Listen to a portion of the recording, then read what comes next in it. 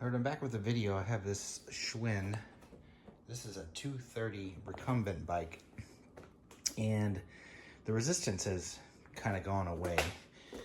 So I downloaded a manual, and I'll post a link in the description below on how to fix this. And so removing the left two shrouds and the pedals isn't too hard. I think I use a 3" 8 socket or wrench to remove each pedal, and then the shrouds just have various screws, and you'll find those, and it's easy to follow on that manual. But you got to keep it plugged in over here on the shroud. See the little plug right there?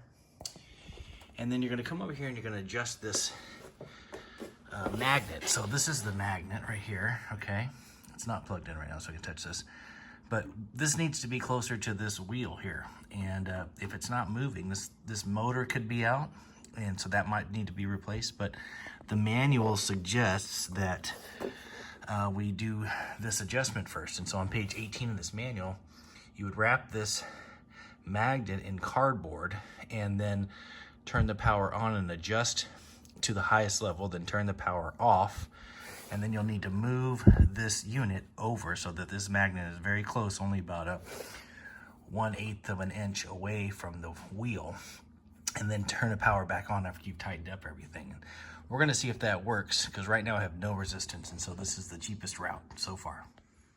All right, so the manual says to take about a 10" by 2.5" size piece of cardboard, and you're gonna put it in between this magnet and the flywheel, and you want to tape it so the belt's in the wheel that way, but come around this side. So we want to put it in here kind of like this, right?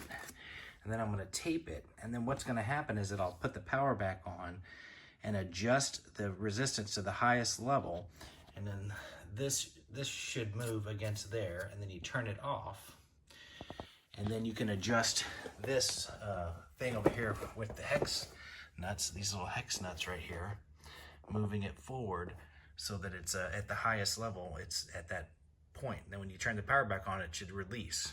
That's the point. That's what they say is going to happen. We'll see what happens. Okay, just FYI, I taped that top shroud up so it'd be out of the way, because you want to make sure it's not in your way. And so I've gone ahead and taped this using some blue painter's tape, and we're going to go ahead and plug it in and adjust the tension all the way up to the highest level, and then turn the power off. Let's see what happens. All right, so I just plugged it in, and you can hear the motor. It's working, the motor's working. But what we want to do here is go ahead and adjust it if we can. I'm gonna hit quick start. We're gonna see if this is moving. You can see that magnet's, see that magnet's moving a little bit. I'm going to adjust to the highest level.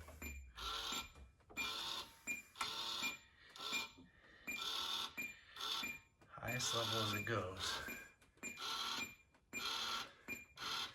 You can see on my console, it's the highest level. And so now that's pretty close, but not as close as it's supposed to be, because there's not supposed to be anything but that cardboard space in between the magnet and that wheel.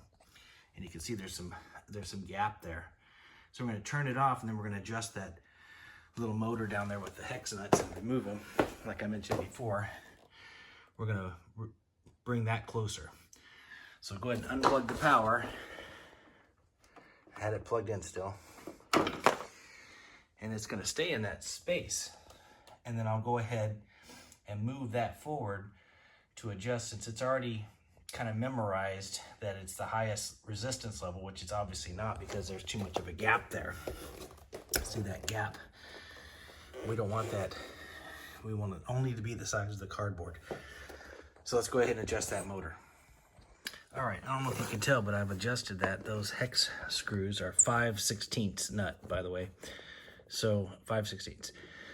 This was up here closer, and so as soon as I loosened it, the thing just moved forward on its own because of the spring. And so that's as close as we're going to be able to get it here with that.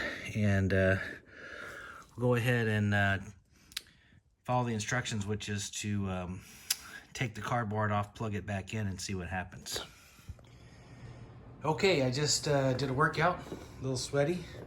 So yeah, the resistance works now. That was one of the tricks there. Well, not tricks in the manual to increasing the resistance on the brake.